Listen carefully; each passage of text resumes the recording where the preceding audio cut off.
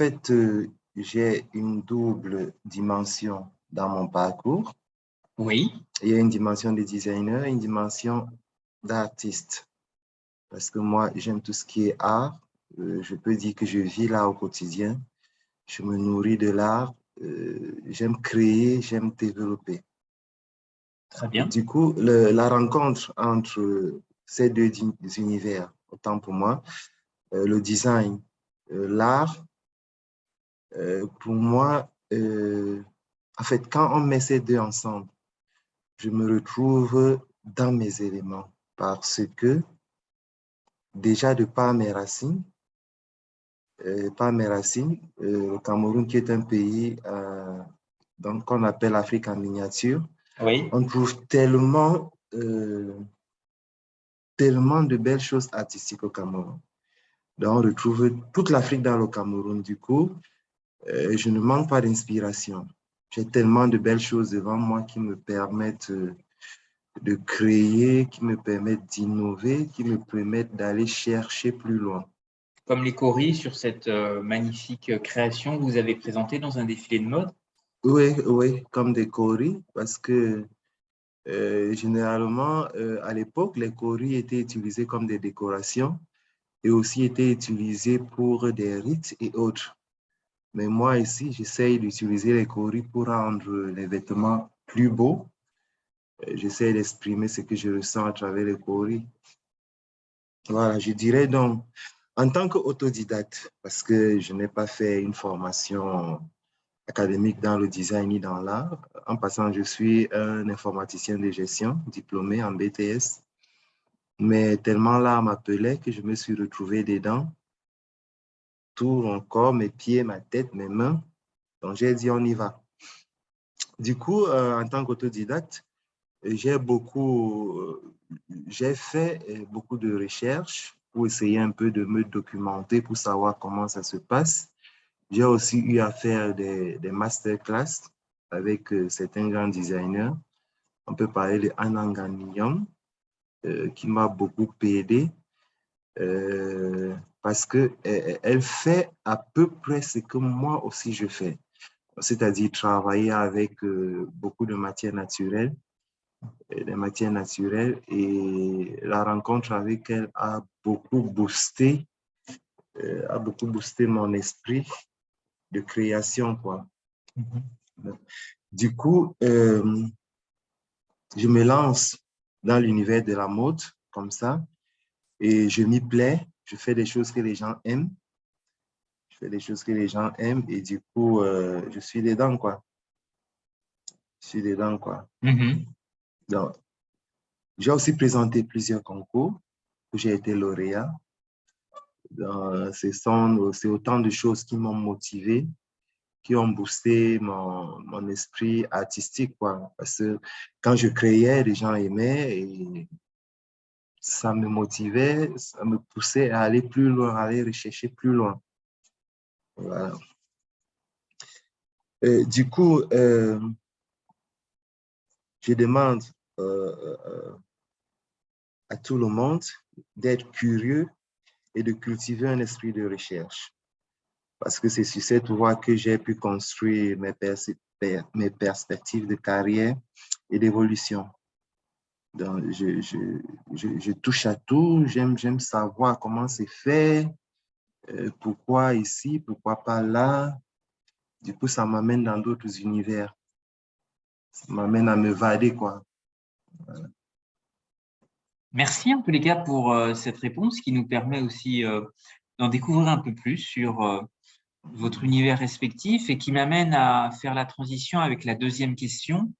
Que souhaiteriez-vous justement développer dans le cadre de la prochaine Académie des savoir-faire de la Fondation Hermès, consacrée à un matériau universel, à savoir celui de la pierre? Belle question. Je dirais très belle question. Déjà, je ne suis pas un tailleur de pierre. Je ne la transforme pas non plus. Peut-être avec les formations que j'aurai à faire, si je suis retenu, peut-être que je pourrais développer ce côté de tailleur de pierre ou de transformeur de pierre. Je ne sais pas si on utilise le terme. Donc, en fait, j'utilise la pierre et je la recycle. Généralement, je les utilise sur mes vêtements, je les perds. Comme ici sur cette création. Je perds les vêtements avec des pierres. J'utilise des pierres, des colliers qui ont déjà usé pour embellir certains vêtements que je recycle, bien sûr. Donc, je souhaiterais susciter une approche authentique de la place qu'occupe la pierre dans les codes culturels de l'Afrique. Car nous savons à ce titre une tradition qui remonte au millénaire. Le perlage a toujours existé en Afrique. Donc, je me dis ça a toujours été et ça se perpétue de génération en génération. C'est vrai que plus le monde évolue, plus on essaie aussi de développer de nouvelles matières. À perler, on essaie de développer peut-être des techniques de développement et des nouveaux designs aussi. C'est vrai qu'on dit que tout a déjà été créé, mais on apporte toujours notre touche particulière dans tout ce qu'on fait. Donc, du coup, j'aimerais vraiment utiliser cette pierre encore en profondeur, peut-être voir comment c'est passé la possibilité de teinter les pierres pour retrouver des couleurs peut-être qu'on n'a pas naturellement. Parce que ça peut aussi, je ne sais pas si ça existe, ça me plairait bien de voir comment est-ce qu'on peut teinter une pierre ou alors la rendre plus brillante qu'elle ne l'est à l'état naturel. OK.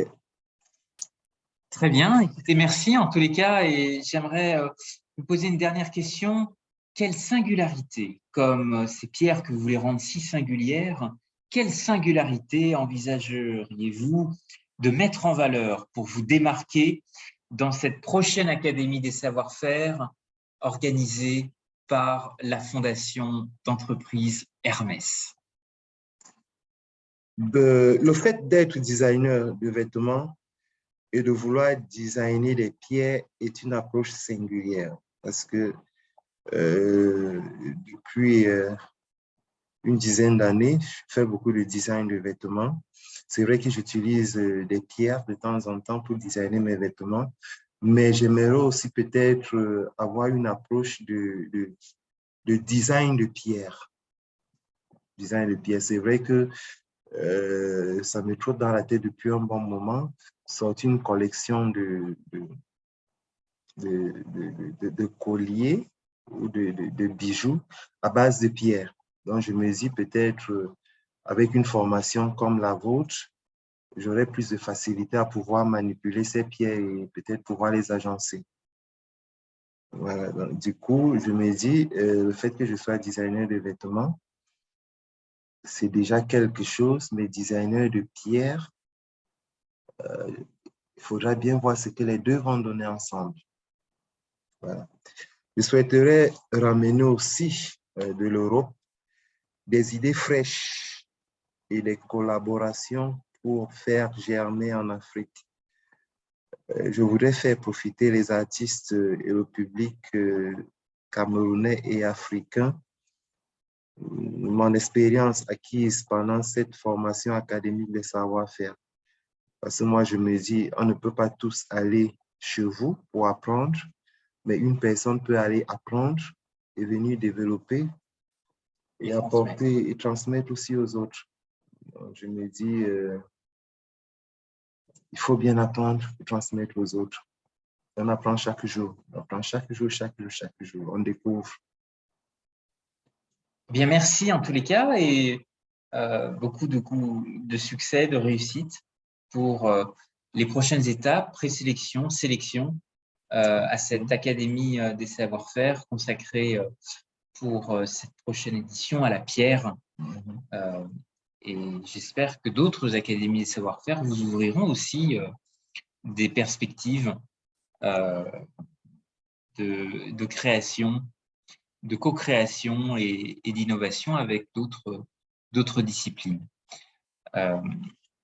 Je vous propose de clôturer cet entretien et à bientôt pour nous revoir très vite sur la rencontre entre le design lié à la mode et celui des pierres. Bye. On dirait quand